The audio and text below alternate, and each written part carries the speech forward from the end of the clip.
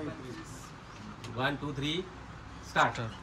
नमस्कार शेतकरी बांधवांनो, मी योगेश भास्करराव गायधनी, मुक्काम पोस्ट पळशी, तालुका जिल्हा नाशिक. आज माझ्या गावातच आहे, माझ्या मळ्यातच आम्ही आहोत आणि पेरू मार्गदर्शन शिबिर क्रमांक 11 हे 11व यशस्वी मार्गदर्शन शिबिर चालू आहे. विषय महत्वाचा आहे, तुम्हाला सगळ्यांना खरं तर विषय सांगायचा आहे. आपल्याकडे शेतकरी बरेच आलेले आहेत आणि आपलं मार्गदर्शन शिबिर नसून हे चर्चासत्र असतं आणि मिलीबगचा विषय चालू होता. मिलीबगचे मागच्या याच्यात मी तुम्हाला सांगितलं होतं, मिलीबग जो पेरूमध्ये सगळ्यात डेंजरस असतो, बरोबर ना. तर मिलीबग कसा कंट्रोल करायचा याच्या खूप सगळ्या पद्धती सांगितल्या, त्या पद्धती पण सांगतो. आणि इथं पण जसं सांगलीमध्ये जतमध्ये आपल्याला काही शेतकरी 2 शेतकरी आपल्याला मिळाले होते की त्यांनी मिलीबगवरती देशी दारूचा पर्याय कसा तो सांगितला होता. इथेही आपल्याकडे 3-4 शेतकरी आपल्याला मिळालेले आहेत कमी खर्चामध्ये मिलीबगला कसा कंट्रोल करायचा. त्याच्या पहिले मिलीबग जो आहे तर मिलीबग कंट्रोल करण्यासाठी व्हीबीएम बॅक्टेरिया कमी खर्चामध्ये तुम्ही जर ड्रिपने जर दिला, बरोबर, तो जमिनीतनं त्याची प्रॅक्टिस दर 2 महिन्यांनी असायला पाहिजे. ते जर केलं तर मिलीबग राहत नाही. पहिलं समजलं. दुसरं, बऱ्याच जणांना माहिती असणारा स्लेअर प्रो, बरोबर, किंवा बायरचं मोमेंटो ओडी. स्लेअर प्रो तुम्ही जमिनीतनं द्या, बरोबर, त्याला कंट्रोल करा, स्प्रे करा तुम्ही त्याचा.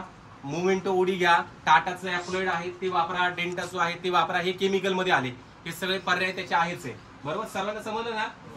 सगळ्यांना समजलं. पण त्याच्यात आता आणखी आपल्या जे शेतकरी आहेत, आता काका तुम्ही सांगा, त्या प्रत्येक शेतकऱ्याचा अनुभव असतो. काका सांगतील. काका तुम्ही सांगा कुठून आले ते सांगा आणि त्यांचा पर्याय एकदम छान आहे, त्यांनी वापरलेला आहे तो पर्याय आपण ऐकून घेऊया. इथं उभे राहा माझ्याकडे. अरुण विष्णू मोरे, गाव खरवांडी, तालुका येवला, जिल्हा नाशिक.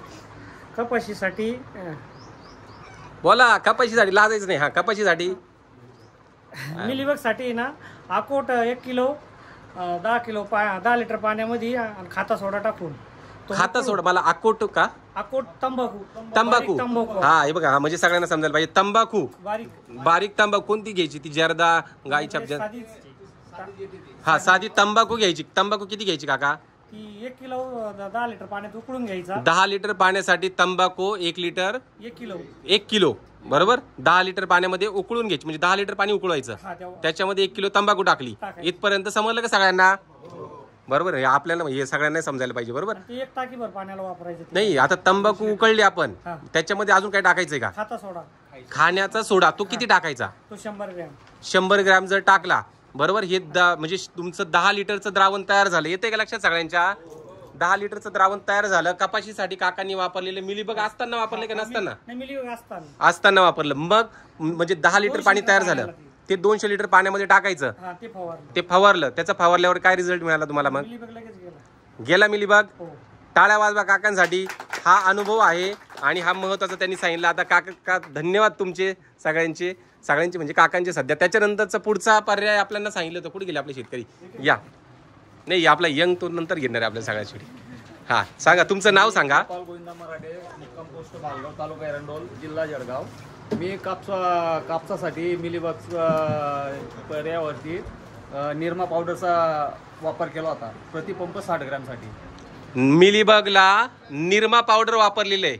प्रतिपंप म्हणजे 15 लिटरचा पंप. पंपासाठी 60 ग्रॅम फक्त पाणी घेतलं आणि 60 ग्रॅम निरमा पावडर त्याच्यामध्ये टाकली, पूर्ण मिक्स करून घेतलं आणि स्प्रे केला. कापसावर स्प्रे केला. त्याचा काय इफेक्ट मिळाला तुम्हाला? म्हणजे 3 तासानंतर मिलीबग डायरेक्ट पूर्ण खाली गाळाला. म्हणजे पेरूवरती पण करू शकतो, त्याचा तसा प्रॉब्लेम नाहीये, बरोबर ना. त्याच्याने काही जास्त काही विषय येणार नाही, बरोबर. काका धन्यवाद तुमचे. अजून आपल्याकडे किती 3 जण होते ना? हा, आता या शॅम्पू आले. आता हा आमचा विद्यार्थीचे. ये दादा, ये पुढे. आता जरा हे आपले बाकीचे माणसं पण. हा, मी उमेश शिवराज पाटील, राहणार बडोदा. मी पपईवर मिलीबगचा प्रयोग केला होता. तो 15 लिटर पंप. पहिला सगळ्यात जास्त मिलीबग असतो. 15 लिटर पंपामध्ये मी 2 क्लिनिक प्लसच्या पुढे टाकल्या होत्या, कम्प्लीट मिसळून. 2 क्लिनिक प्लस म्हणजे किती? 2 रुपयावाल्या का? 2 रुपये. म्हणजे 4 रुपये खर्च सांगतोय बरं का? 1 रुपये, 1 रुपया खर्चाचा पर्याय सांगतोय. सांग बोल. किती रुपयाचा? 1 रुपयाची शॅम्पू. ती दर 15 दिवसात फवारणी केली होती मी. 15 दिवसात. आणि मिलीबग गळून जातो. काहीच राहिला नाही मिलीबग. त्याच्यानंतर आलाच नाही मिलीबग. हे बघा, हे सगळे पर्याय. बरं, सगळ्यांना हे पर्याय सर्वांना समजले का? समजले का? म्हणजे हा माझे पर्याय नाही, हे प्रत्येक शेतकऱ्याकडनं समजलेले पर्याय सर्वांना समजले का दादा? नवीन शेतकरी ज्यांना लागवड करायची, हा सगळ्यात कमी वयाचा विद्यार्थी बघा काम चालू आहे त्याचं, म्हणजे माझ्या लेक्चरला बोर झाला नाही भाऊ, बरं झालं चला. बरोबर, सगळ्यांना समजले का? बरोबर. आणि हाच महत्त्वाचा विषय असतो. आणि हे आता सध्या आपलं चर्चासत्र चालू आहे, अजून जेवण आपलं बाकी आहे, फील्ड व्हिजिट बाकी आहे, काही विषय बाकी आहे. धन्यवाद. भेटूया पुढच्या व्हिडिओमध्ये. आणि पुढचं जेव्हा मार्गदर्शन शिबिर असेल तेव्हा प्रत्येक महिन्याच्या, कधी असतं शिबिर आपलं? माझ्या शेतीवरती.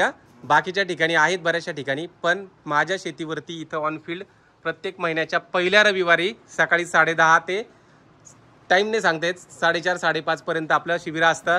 धन्यवाद सगळ्यांना. आतापर्यंतचे विषय समजलेत का? व्यवस्थित चालू आहे का? बोर झाले? धन्यवाद. चला सर्वांचे.